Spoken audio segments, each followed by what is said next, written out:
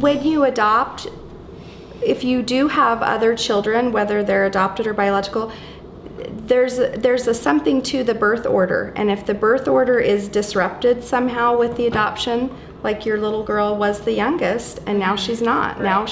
Now the new baby is the youngest. And that's another issue I think people have to take into consideration is where's the birth order? Where's this child going to be placed in the birth order? Because that can cause a little bit of a... You gotta be aware Right, of and it. sometimes it's easier to put them, like, it just depends on the kids who are already in your family. It depends on their personalities.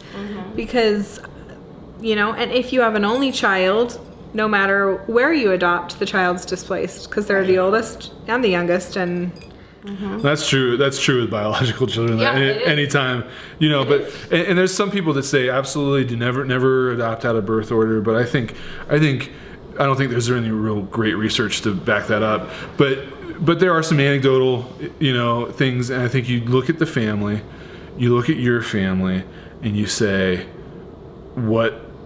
how do I think this child's going to react? How do I think this child's going to react?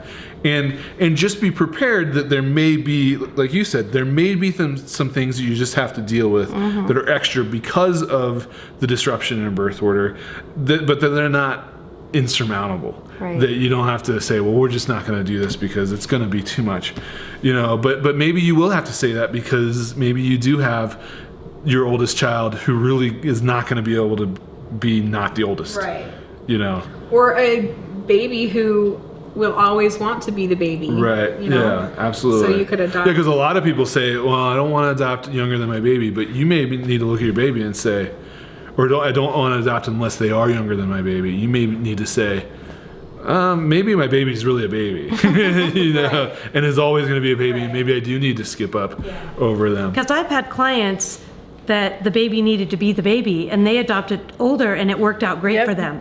And I've had clients do, you know, other than that, and it's worked out really great. So, you know, it really It just takes depends a little on the bit extra family. evaluation. You do need to evaluate it. I don't think you need to cut it off and say no. But you do, and I don't think you need to ignore it. You need to evaluate your family to make sure that it's. Because I have clients that would never do what you've done, where yours are like almost like false twinning, you know, because they're almost the same, where they'd be like, oh, I could never do that. But your two girls are best friends and do really great together. So it really depends on the family. They don't know different. Right. They were both babies. They don't know any different. They only know each other that way. Right. And they're great. And I have sisters that are exactly the same way. I have two sisters that are 3 months apart. My mom had a baby and adopted one, and they're 3 months apart. They know no different.